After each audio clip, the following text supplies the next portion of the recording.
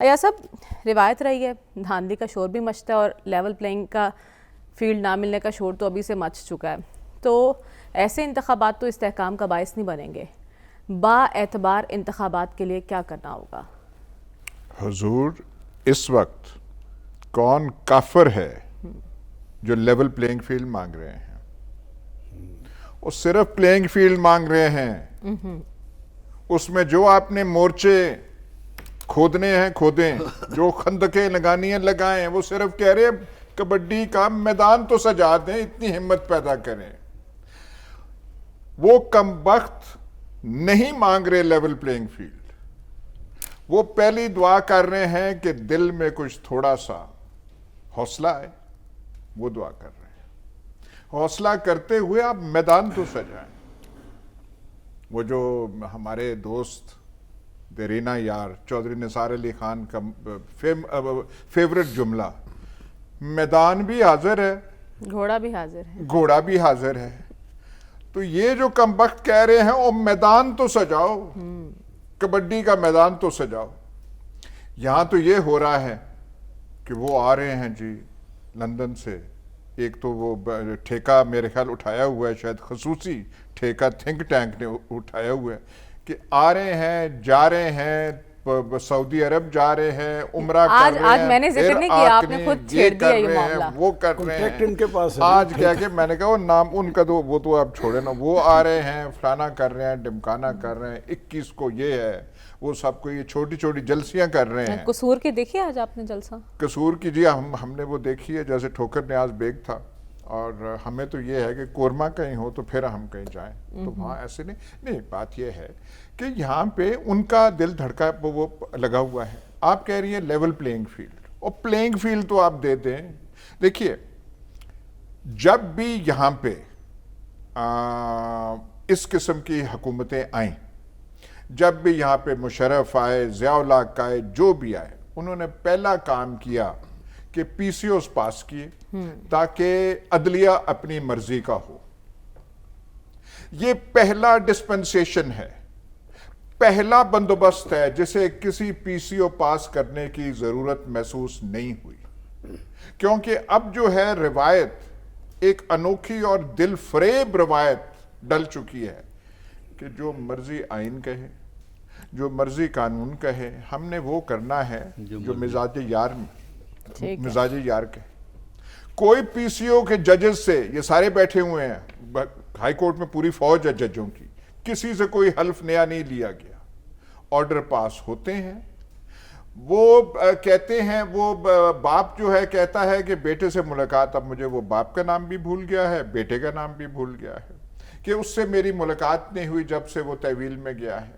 High court ये नहीं कहता कि फौरी मुलाकात कराएं, कल कराएं, पर कहते 15 दिन में आप देखें कि मुलाकात हो सकती है या नहीं हो सकती। मतलब सारे बेबस पड़े हुए हैं, किसी पीसीओ की जरूरत नहीं है, किसी शरीफुद्दीन पीरजादा की नसीहत या मशवरे की जरूरत नहीं है, किसी एके ब्रोही की नहीं है। ये नया पाकिस्तान है, नया बंदोबस्त है।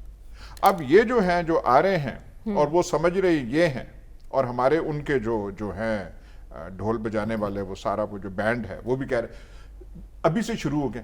वो चौथी बार वजीर आजम, और जिनके पास सब कुछ है, जिनके इशारों पर ये सब बंदोबस्त चल रहा है, उन्होंने तशरी पे इक्तदार दे देना, ये कभी हुआ है?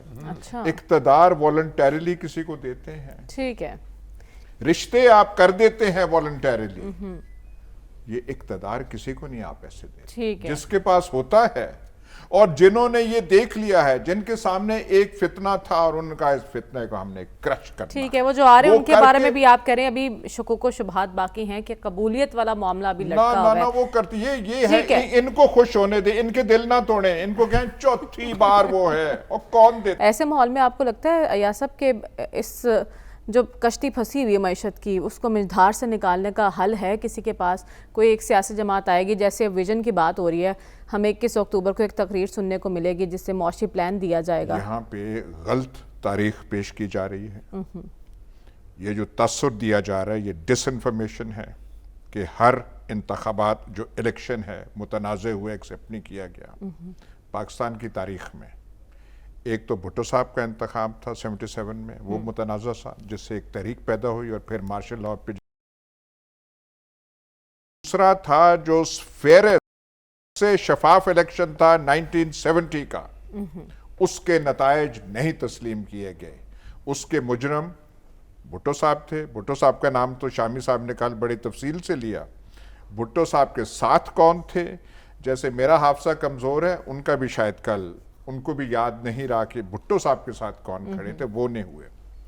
बाकी तमाम इलेक्शंस जिनमें मैनिपुलेशन भी हुई है, बयानों से, बयानात से इलेक्शन मुतनाज़े नहीं होते। मुतनाज़े होते हैं अगर सिविल तहरीक चले, जैसे 77 में चली थी। भाई आप इलेक्ट हो गए, मैं बयान दे दूं कि उससे क्या फर्क पड़ता है? कोई नॉर्मल सिविल लाइफ डिस्टर्ब किसी इलेक्शन के बाद नहीं हुई। This is absolute disinformation. यहां पे वो कहा जा रहा है अवाम को रिलीफ मिले। वो अवाम के चाचे हम लगे अवाम को फैसला करने देना कि रिलीफ मिला है या नहीं मिला। और जहां तक ये मई 9 का है, जैसे और कोई दलील खत्म हो जाए तो मेरे पे आता है नून लीग में थे, ये थे, और कोई ना हो तो मई 9 का।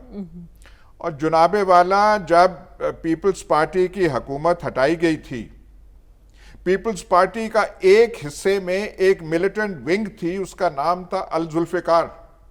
दूसरी मेन स्ट्रीम पॉलिटिकल पार्टी थी। ज़िया-उल हक का मार्शल लॉ का ज्यादा जबर और इस्तबलाल उस अल जुल्फिकार पे पड़ा था। लाहौर किला भरा हुआ था, लेकिन उसमें अल जुल्फिकार के एक्टिविस्ट थे। जो लोग हाईजैकिंग के जरिए उनको रिलीज किया गया था, 54 प्रिजनर्स थे, वो सारों का ताल्लुक कोई बाद में अल जुल्फिकार। बाकी जो थी मेन स्ट्रीम पॉलिटिकल पार्टी, उसने इलेक्शन में हिस्सा लिया, आज तक वो जिंदा है। और मई 9 को आपने बनाना है, आपने जिनके खिलाफ अब तक तो चलान पेश नहीं हुआ, वो जो है कि सारे टांडे मिले हुए हैं। मई 9 और आज जो है अक्टूबर की पता नहीं कौन सी तारीख है, और कोई तो हमें बताया जाए ना। मामला तभी चल रहे हैं ना, नहीं मामला आपकी तरफदारी की जरूरत नहीं है कि मामला तरफदारी नहीं कर रही है। चलान आया है, उसका चलान आया, उसका सारे मामला चलान आया है या नहीं? चलान आ जाएगा या आए, कानून कहता है 14 दिन में आए। कितने 14 दिन बीत गए हैं मई 9 से लेके आज तक? मैं सिर्फ कह रहा हूं, अगर आपने चलाना भी है, वो जो है मिलिट्री कोर्ट्स का बात शामी साहब कर रहे थे, वो तो देखते हैं ना सुप्रीम कोर्ट उस पर क्या फैसला करता है। टेस्ट तो 2 हैं, ये बाकी जो है प्रोसीजर एक्ट और वो प्रैक्टिस एक मिनट बात सुनने, टेस्ट 2 हैं। आप इलेक्शन के बारे में क्या करते हैं, ठीक है, और आर्मी एक्ट के तहत मुकदमात के बारे में फैसला क्या करते हैं, ये 2 चीजें हैं। ठीक है, आप कह रहे हैं ये 2 इम्तिहान है, लेकिन जो आप बात करें 9 मई की, वो एक हकीकत है जिसे झुटलाया नहीं जा सकता। गजा की सूरत हाल पर हमें बात करनी है। यासब, कल हम जिक्र कर रहे थे कि अमरीकी वज़ीर ख़ारजा खासे एक्टिव दिखाई दे रहे हैं। अब उन्होंने चीन से मदद तलब कर लिया कि ईरान पर अपना असर और रसूख इस्तेमाल करें और हिजबुल्लाह के हमलों को रुकवाया जाए। आपको क्या लगता है मामला कहाँ जाकर रुकेगा?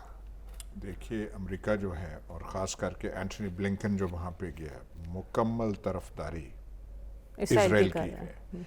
इनसे वो जो है एक थोड़ा सा भी फेयर माइंडेडनेस, इनसे आप अमेरिकियों से आप तवक्को ना करें। जब इजराइल की बात आती है तो इनके अकल पे, सब पे पर्दे जो है ना वो आ जाते हैं, और बिल्कुल वन साइडेड एक पार्टी बन के वो लड़ रहा है।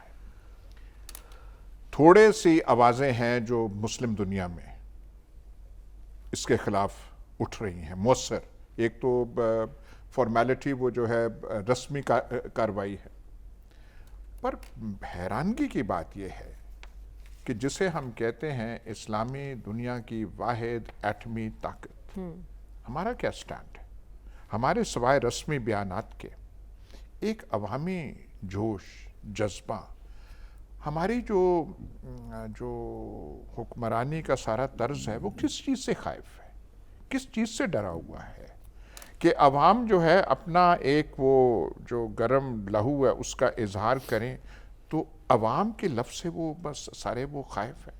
मैंने कल भी जिक्र की, कल यहाँ जिक्र हुआ, आज जमात इस्लामी का जलसा नहीं देखा आपने? उन्होंने बड़ी उनका है भरपूर जलसा किया है। जमात इस्लामी का है, पर एक जो ज़्यादा जो है, जमात इस्लामी ठीक बात कर रही है, लेकिन एक जमात इस्लामी छोटी जमात होके रह गई है। यहाँ पे वो जो अरेस्ट किए थे कल परसों, बड़ी शर्मनाक बात थी, लाहौर प्रेस क्लब के सामने, यहाँ पे करीब ही शिमला फाड़ी के।